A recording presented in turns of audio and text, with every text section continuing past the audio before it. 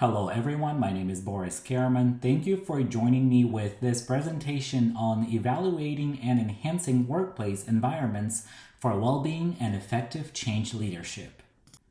In today's talk, I'll speak about important aspects of workplace health and cognitive flexibility and how to conduct change leadership.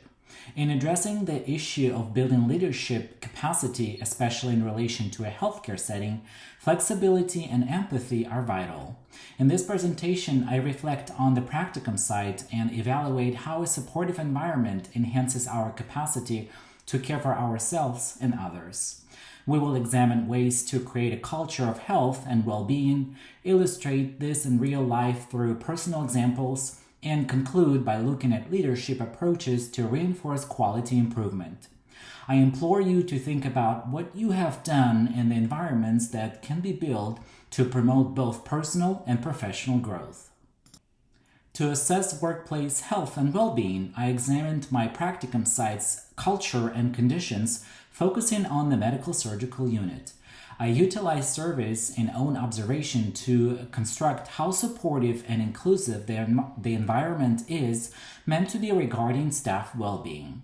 Prevalent metrics that measured the area included employee satisfaction scores, absenteeism, and the level of reported stress.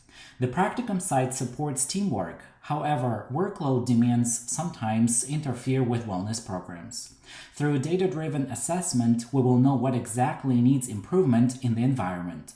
This report represents a robust safety culture. However, opportunities exist to improve psychological safety and work-life balance elements that are foundational to staff well-being.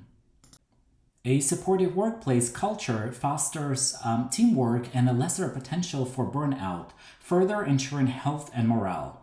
At my practicum site, staff are supported through mental health resources and workshops on stress management, which provides evidence of a proactive approach towards well-being. Nevertheless, areas that were pointed out as needing improvement included consistent communication and workload distribution. I relied on feedback from exit interviews, staff surveys, and ideation sessions to understand these elements. This review also recognizes the importance of reasonable workload and supports continuing discussions to promote a culture that enables staff to speak up and be actively involved in workplace health initiatives. It's possible to enact strategies that actively reduce stress, build resilience in staff, and promote self-care and well-being in a healthcare setting. Specifically, at my practicum site, I recommend mindfulness sessions, flexible work schedules when possible, and establishing a peer support program. Such programs provide evidence that they do improve employee mental health and job satisfaction. They also benefit patient care. For example, a peer support program offers staff feedback, stress relief, and camaraderie by allowing staff to vent away from work and in a safe environment, due et al. 2022. It could also address physical discomfort for physical well-being through ergonomic assessments that would cultivate an even healthier workplace culture that actively encourages self-care and make it accessible. Implementing wellness strategies in healthcare settings is supported by substantial evidence that highlights their benefits for both individuals and organizations. According to research from the American Nurses Association, ANA, organizations with wellness programs show lower turnover, reduced rates of burnout, and greater productivity, June et al. 2021. Among other things, resilience training and continuous mindfulness practices help employees cope with stress better, which benefits employees' mental and job satisfaction. Additionally, these strategies sync with the realization that well taking care of employees provides better patient care.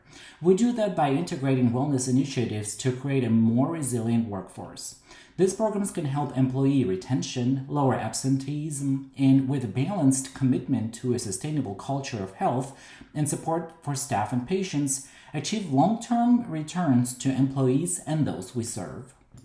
Cognitive flexibility is a significant capability in dynamic working environments such as healthcare that enables leaders to adapt rapidly to unexpected challenges. This readiness for a change in methods according to newly obtained information or emergent needs, cognitive flexibility, can be demonstrated in simple staffing adjustments in the face of sudden patient influxes, which would necessitate resource transfers with minimal quality compromise. Juniakova et al. 2021. Leaders with cognitive flexibility not only adapt but also inspire teams to embrace change constructively. Encouraging cognitive flexibility in others builds resilience, better equipping them to navigate the evolving demands. These can help create a culture where staff is able to change tack when circumstances evolve, continuing to offer high standards and continuity of care for patients, even in very challenging situations, thereby enhancing them effectiveness. The leading of change in healthcare has taught me a lot about effective communication, being able to understand feelings, and engaging the team. I once led a revision of the patient handoff procedures and began working toward increasing efficiency and patient safety. In order to make the transition smoother, I held team meetings to describe the changes, answer questions, and listen to feedback for the building up of trust and cooperation. Although much resistance was softened in general, transparency of the reason for changes and invitations to comment on them proved the work.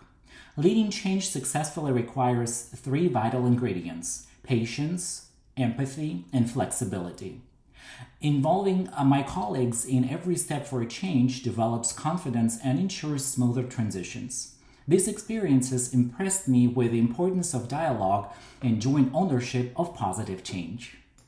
Most of the time, I have led change using structured models such as Plan, Do, Study, Act, PDSA cycle, which allows for testing and refinement of changes incrementally. For example, PDSA was used to gather feedback from initial trials before the implementation of a new documentation system so that full implementation did not cause disruption or create opportunities for improvement. McNicholas et al. 2019.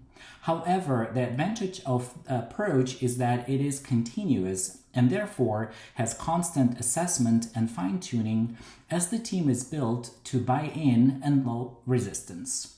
Nonetheless, there is a disadvantage. It can be time-consuming, especially in an environment that requires immediate results. In using structured yet flexible ways, I encourage an environment conducive to incremental and sustainable improvements on the grounds of maintaining balanced reactions while respecting team output.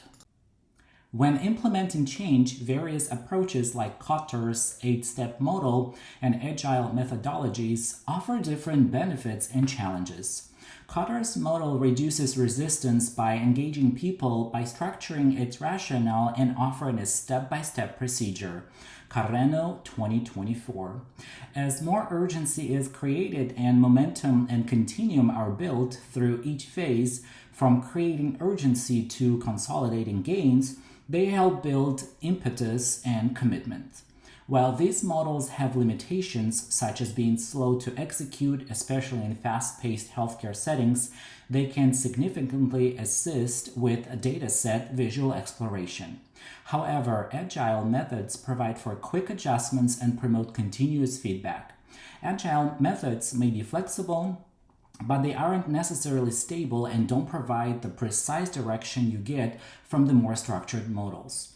Looking back, I appreciate how you can tailor strategies to specific circumstances while maintaining stability and working to create change consistent with organizational objectives and staff requirements. In conclusion, creating a supportive work environment requires purposeful strategies, flexible leadership, and dedication to well-being. Looking at my practicum side, the areas of strength in promoting self-care and teamwork exist, yet there is still much to be learned regarding consistent communication and work-life balance. Cognitive flexibility enables individuals to cope with multivariate environments successfully, which allows the leader and his team to adapt to change effectively. By incorporating structured approaches like PDSA or Kotter's model, we can ensure that the improvements are gradual yet effective.